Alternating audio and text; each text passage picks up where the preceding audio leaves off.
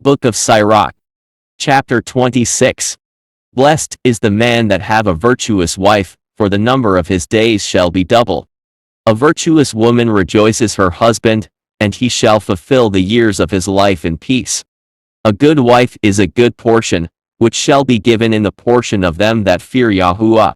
Whether a man be rich or poor, if he have a good heart toward Yahuwah, he shall at all times rejoice with a cheerful countenance. There be three things that my heart fears, and for the fourth I was sore afraid: the slander of a city, the gathering together of an unruly multitude, and a false accusation. All these are worse than death. But a grief of heart and sorrow is a woman that is jealous over another woman, and a scourge of the tongue makes it known to all. An evil wife is a yoke shaken to and fro, he that hath hold of her is as though he held a scorpion. A drunken woman and a gatter abroad causes great anger, and she will not cover her own shame. The whoredom of a woman may be known in her haughty looks and eyelids. If your daughter be shameless, keep her in straitly, lest she abuse herself through overmuch liberty. Watch over an impudent eye, and marvel not if she trespass against you. She will open her mouth, as a thirsty traveler when he hath found a fountain, and drink of every water near her. By every hedge will she sit down, and open her quiver against every arrow. The favor of a wife delights her husband, and her discretion will fatten his bones. A silent and loving woman is a gift of Yahuwah, and there is nothing so much worth as a mind well instructed. A shamefaced and faithful woman is a double favor, and her continent mind cannot be valued.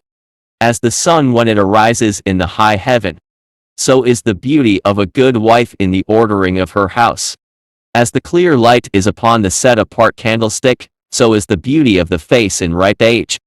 As the golden pillars are upon the sockets of silver, so are the fair feet with a constant heart. My son, keep the flower of your age sound, and give not your strength to strangers. When you have gotten a fruitful possession through all the fields, sow it with your own seed, trusting in the goodness of your stock. So your race which you leave shall be magnified, having the confidence of their good descent. An harlot shall be accounted as spittle, but a married woman is a tower against death to her husband. A wicked woman is given as a portion to a wicked man, but a righteous woman is given to him that fears Yahuwah. A dishonest woman constantly acts shamefully, but an honest woman will reverence her husband. A shameless woman shall be counted as a dog, but she that is shamefaced will fear Yahuwah. A woman that honors her husband shall be judged wise of all, but she that dishonor him in her pride shall be counted unrighteous of all. A loud crying woman and a scold shall be sought out to drive away the enemies. There be two things that grieve my heart, and the third makes me angry: a man of war that suffers poverty, and men of understanding that are not set by, and one that returns from righteousness to sin. Yahuwah prepares such an one for the sword. A merchant shall hardly keep himself from doing wrong, and a tradesman shall not be freed from sin. Chapter 27.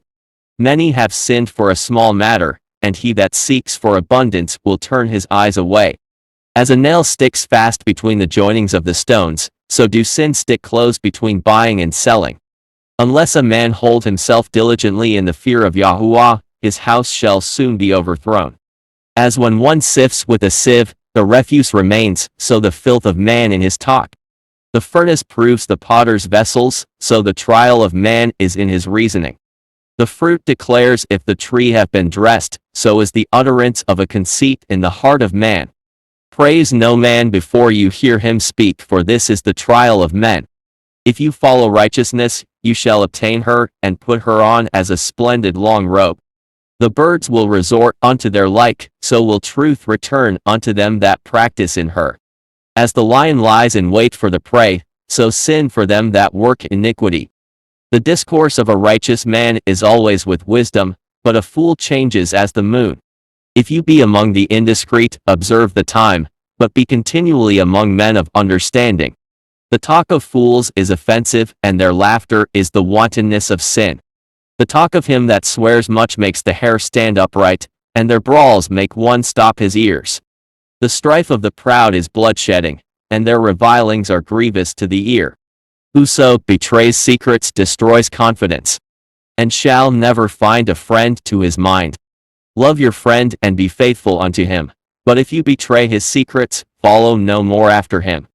For as a man have destroyed his enemy, so have you lost the love of your neighbor. As one that lets a bird go out of his hand, so have you let your neighbor go, and shall not get him again.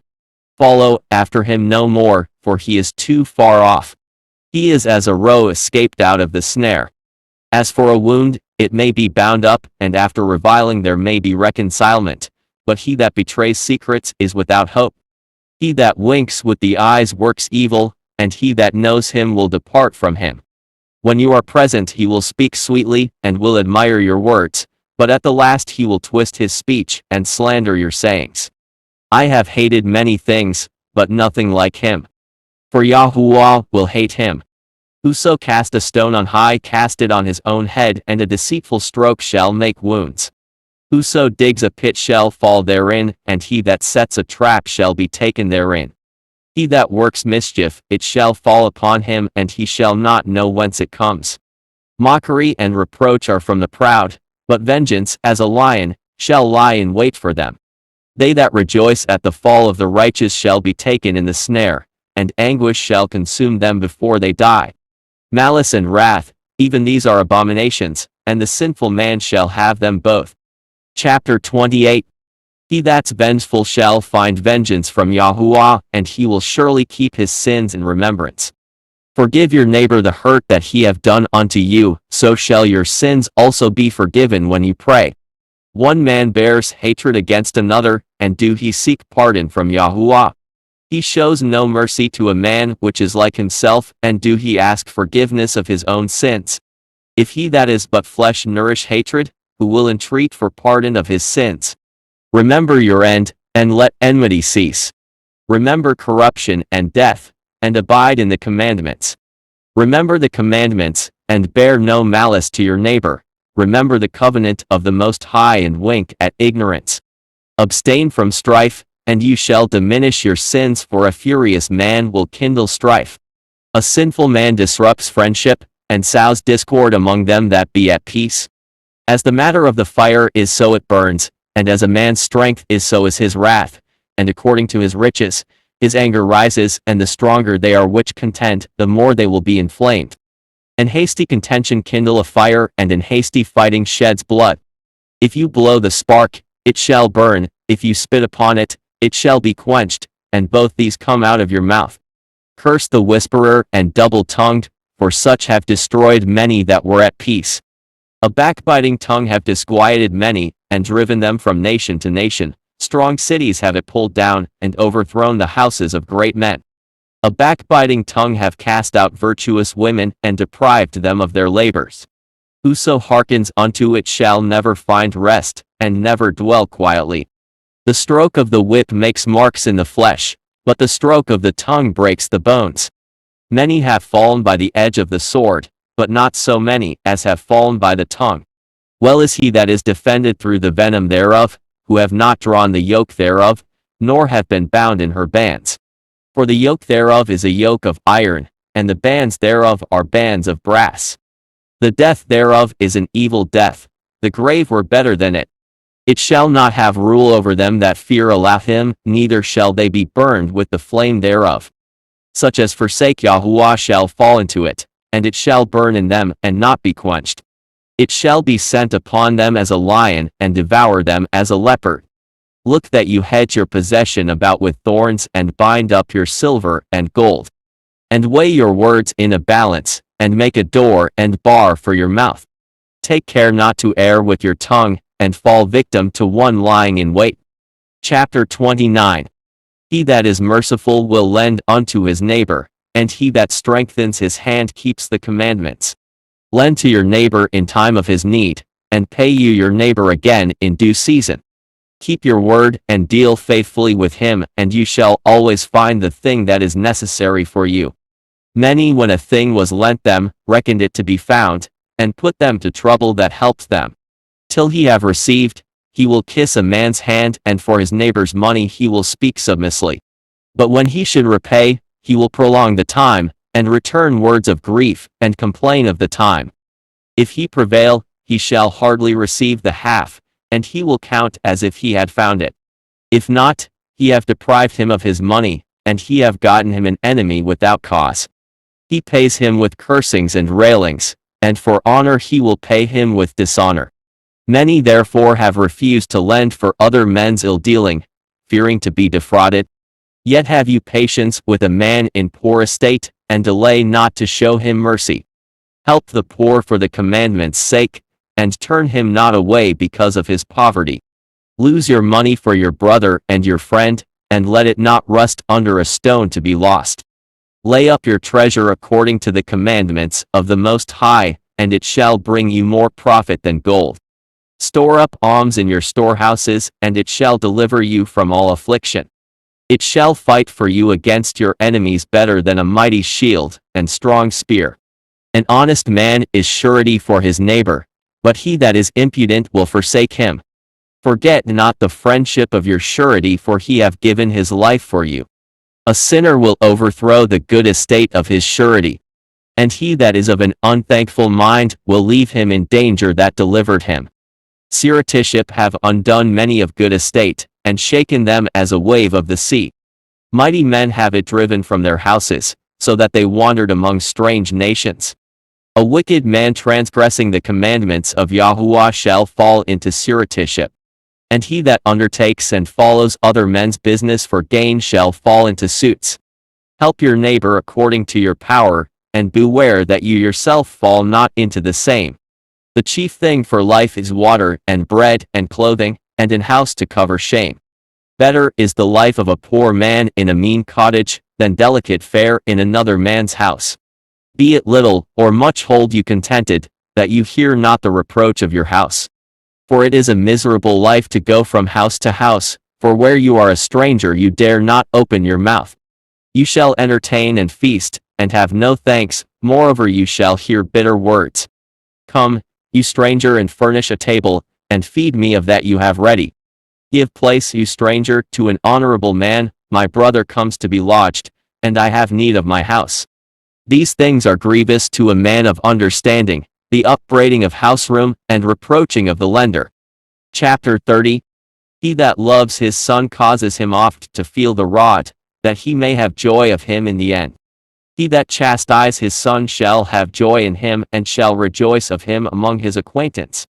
He that teach his son grieves the enemy, and before his friends he shall rejoice of him. Though his father die, yet he is as though he were not dead, for he hath left one behind him that is like himself. While he lived, he saw and rejoiced in him, and when he died, he was not sorrowful.